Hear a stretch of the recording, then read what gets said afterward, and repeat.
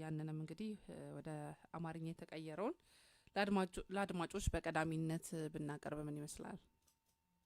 ጥሩ ሀሳብ ነው ሰሚ። ዶክተር አሻግሬ ዘውዱ በአዲስ አበባ ዩኒቨርሲቲ የምግብ ደህንነት ተመራማሪና ሳይንቲስት ናቸው።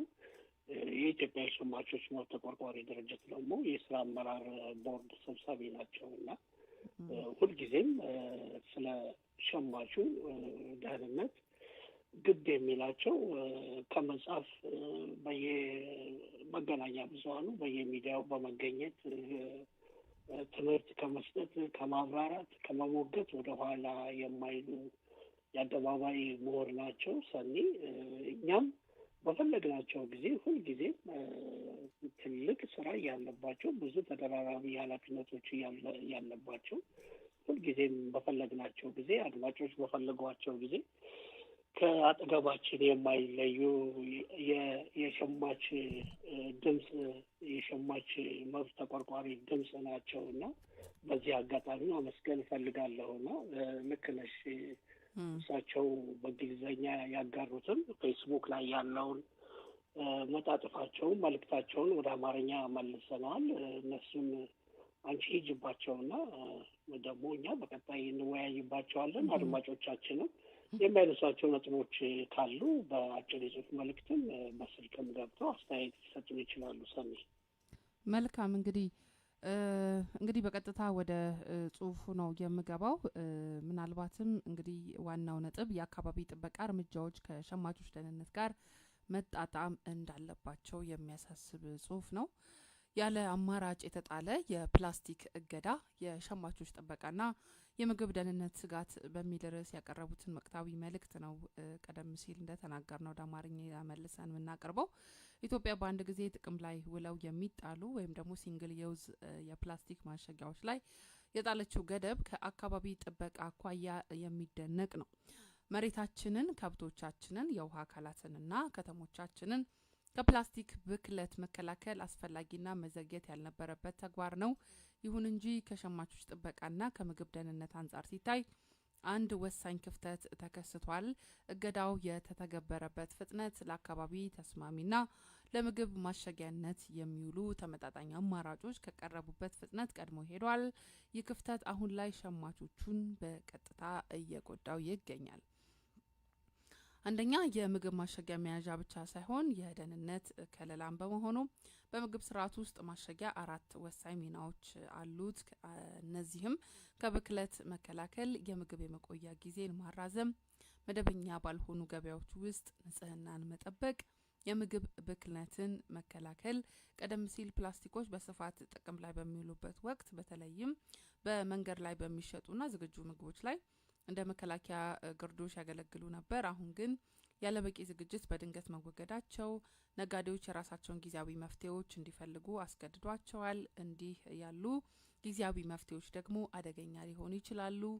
ሁለተኛው እየታዩ ያሉ የሸማች ስጋቶች በሚል አስቀምጧል። በገበያው ላይ የሚከተሉትን አደገኛ ሁኔታዎችም ማስተዋል ጀምረናል ይላል። ለምግብነት የማይውሉ ወረቀቶችን መጠቀም።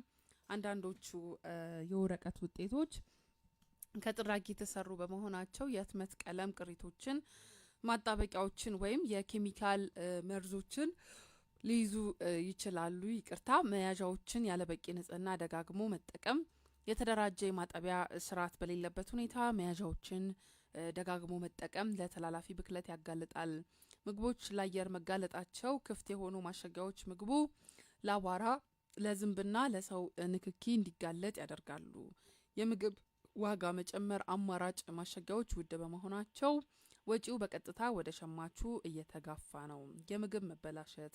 እርጥበትን የመከላከል አቅማቸው ደካማ የሆኑ ማሸጊያዎች ባክቴሪያዎች እንዲራቡና ምግቡ ቶሎ እንዲበላሽ ያደርጋሉ። የአካባቢ ጥበቃ ችግርን ለመፍታት ስንሞክር በስህተት የህዝብ ጤና ቀውስ መፍጠር የለብንም። የሸማቾች ጥበቃ ሁለቱንም ጉዳዮች ደግሞ ጎን ለጎን ማየት ይኖርበታል የሚል መልእክት አላቸው። ሶስተኛ ዋናው ችግር እገዳው ሳይሆን የሽግግር ክፍተቱ ነው። ጉዳዩ ፕላስቲክን መቀነስ ትክክል ነው ወይስ አይደለም የሚል አይደለም።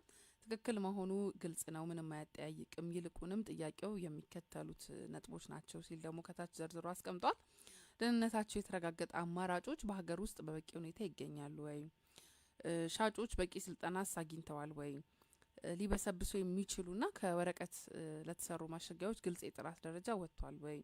ድንገተኛ ዋጋ ንረት እንዳይከሰትስ ተደርጓል ወይ? የምግብ ደህንነት ቁጥጥር ስርዓቱ ራሱን ከሁኔታው ጋር አስማምተዋል? እነዚህ ስርዓቶች ሳይኖሩ ገዳውን መተግበር ሸማቹን ላልታሰቡ አደጋዎች ያጋልጣል። የሸማቾች መብት ተሟጋቾች ምን መጠየቅ አለባቸው ለሚለው ደግሞ እንደ ምግብ ደህንነትና የሸማቾች መብት ተሟጋችነት ጥሪያችን የሚከተለው መሆን አለበትም ይላል። የምግብ ደረጃን የጠበቁ አማራጭ ማሸጊያዎች መስፈርት በአስቸኳይ ሊወጣ ይገባል። ማንኛውም መሬት ላይ ሊበሰብስ የሚችል ቁስ ሁሉ ለምግብ ማሸጊያነት ደህንነቱ የተጠበቀ አይደለም። ለወሳኝ የምግብ አይነቶች የሽግግር ጊዜ ይሰጥ። አስተማማኝ አማራጮች በስፋት እስኪቀርቡ ድረስ የምግብ ደረጃቸውን የጠበቁ ፕላስቲኮች ለተወሰነ ጊዜ እንዲያገለግሉ ይፈቀድ። የሀገር ውስጥ አማራጭ ማሸጊያ አምራቾች ይደገፉ። ከሸንኮራ አገዳ ተረፈ ምርት ከፋይበርና ከግብርና ተረፈ ምርቶች የሚሰሩ ማሸጊያዎች እንዲበረታቱ። የሻጮች ስልጠና ፕሮግራም ማሸጊያዎችን በንጽህና ደጋግሞ የመጠቀም ስርዓት እንዲዘረጋ።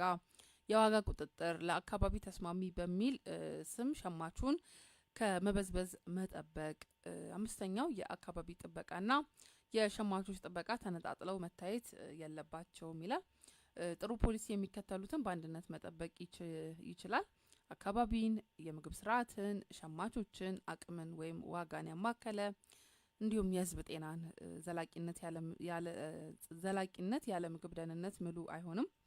እንዲሁም ደግሞ የምግብ ደህንነት ያለ አካባቢ ጥበቃም ኃላፊነት ሊቆም አይችልም።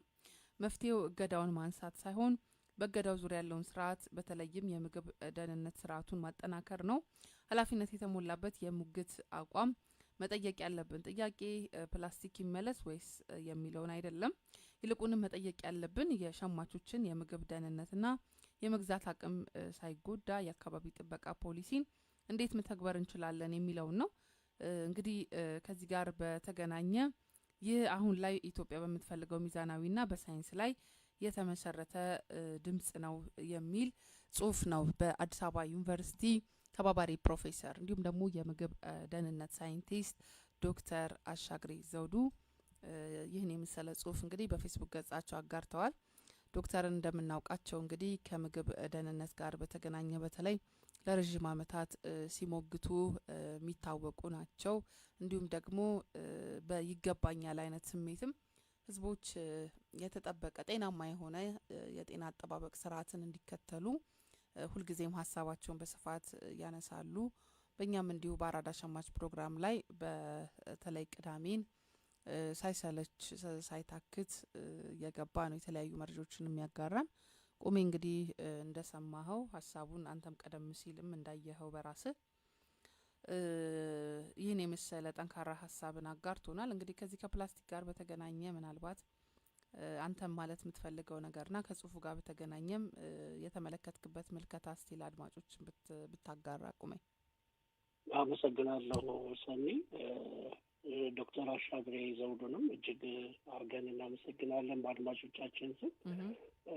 እንግዲህ እዚህ ላይ እኔ በዶክተር አሻግሬ ጽሁፍ ላይ የምጨምረው ነገር የለም። የችግሩን አይነት ከነ መፍትሄው ቁልጭ አድርገው ያስቀመጡትና እኔ እንደውም ምናልባት አሁን በዚህ ሰዓት እየተከታተሉን ያሉ አድማጮች ካሉ ደውለው የየራሳቸውን አስተያየት ገጠመኛቸውን ቢያጋሩን ጥሩ ነው። እዚህ ላይ አንድ ቁልፍ የሆነው መልእክት ግን ምንድን ነው?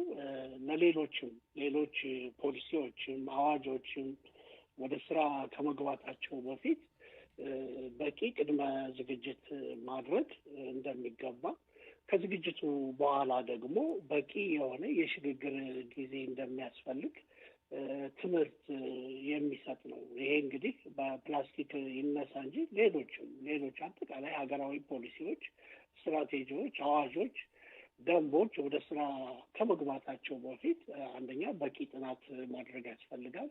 ሁለተኛ ደግሞ በቂ ዝግጅት ማድረግ ያስፈልጋል።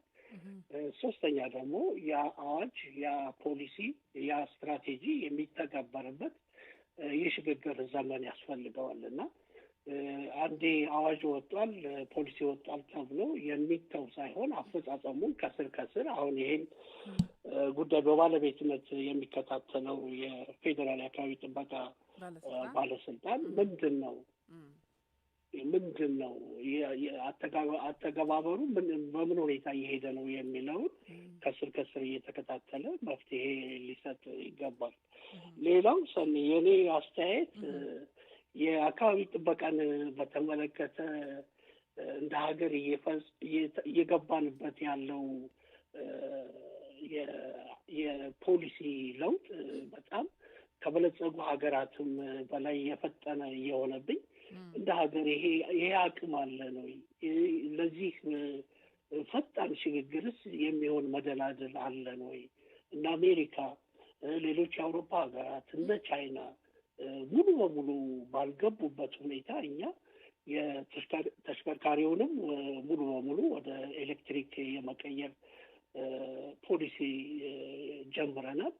በዚህም ዙሪያ እየተሰሩ ነው ያሉ ምንም እንኳን ከፍተኛ የሆነ የቻርጅ ማድረጊያ እጥረትና ዋጋቸው ደግሞ የኤሌክትሪክ መኪናዎች ዋጋ እጅግ ውድ እና አልቀመስ ቢልም ከፍተኛ የሆነ ሽግግር እያደረግን ነው ያለ ነው። ግን እኔ እንደ ሀገር ካለን አቅም ካለን ነባራዊ ሁኔታ አንጻር ከነ አሜሪካን በፈጠነ መንገድ ወደዚህ ዘርፍ የምናደርገው ሽግግር ላይ የራሴ የሆነ ቁጥብነት አለኝ። እንዴት ነው የሚል ጥያቄ አለኝ እና አሁንም እዚህ የፕላስቲኩ ላይ የምናየው ነገር በቃ ሁሉንም ነገር እያዋከብ ወደ አካባቢ ጥበቃ፣ ወደ ግሪን ኢኮኖሚ፣ ወደ እንደዚህ በጣም በፍጥነት የሄድንበት ነው ያለ ነው እና እኔ ቆም ብሎ እንደ ሀገር ያለንን አቅም እንደ ሀገር ያለው መሬት ላይ ያለውን ተጨባጭ ሁኔታ ማገናዘብ መመርመር ያስፈልጋል የሚል እምነት አለኝ እና አካሄዳችን አሁን አሜሪካ